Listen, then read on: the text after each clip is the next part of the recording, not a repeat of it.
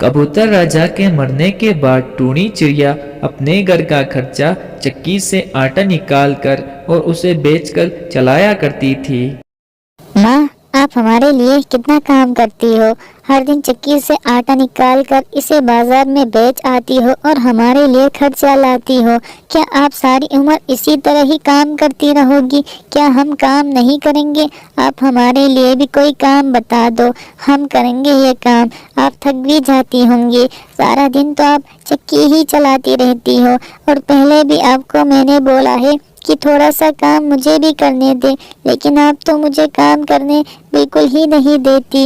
अगर आप बीमार हो गई तो माँ, हमारा क्या होगा फिर? छोटी टूनी को अपनी माँ से हमेशा यही शिकायत रहती कि वो इनको करने के लिए कोई काम नहीं देती और ना ही अपने साथ हाथ बटाने में भी कभी साथ रखती है। छोटी टूनी को इस बात का डर था कि अगर इनकी माँ बीमार हो गई तो इनका साथ कौन देगा, इनका खर्चा कौन उठाएगा और इनका देखभाल कौन करेगा। इसलिए वो अपनी माँ के काम में हाथ बटाना चाहते थे, लेकिन इनकी माँ तो कभी इनको कोई काम करने देती ही नहीं और घर का सारा काम खुद ही करती। अगर ये पूछते तो भी कुछ नहीं बताती और चुपचाप ही रहती।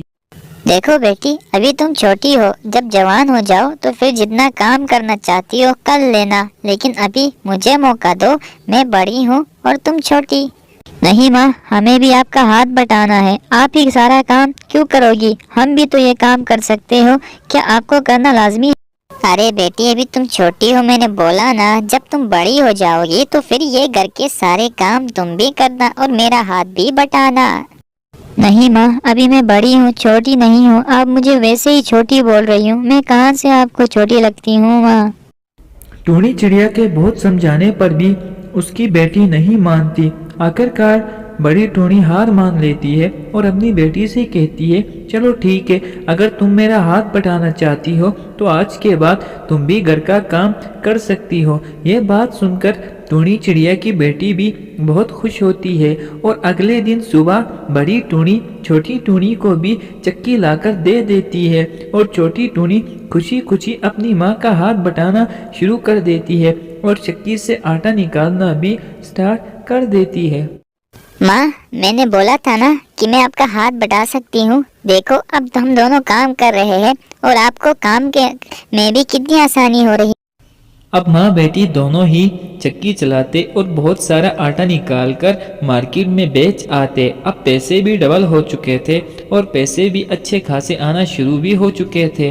अब माँ भी बहुत खुश थी कि उसकी बेटी काम में उसका हाथ बटा रही है और इनकी कमाई भी अब ज़्यादा हो चुकी है। पहले तो माँ अकेले ही काम करती थी, लेकिन अब बेटी भी उसके साथ थी उसके काम में।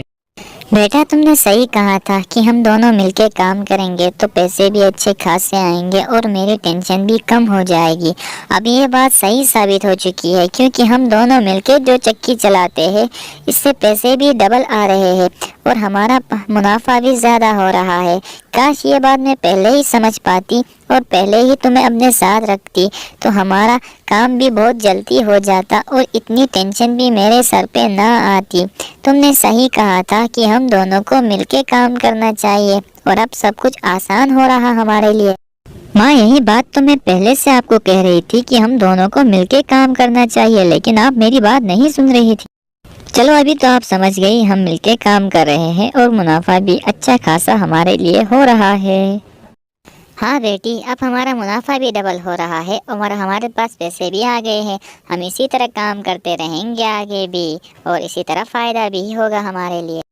हाँ माँ, मुझे भी बहुत अच्छा लग रहा है अब आपके साथ काम करने में। तो चलिए चक्की चलाते हैं।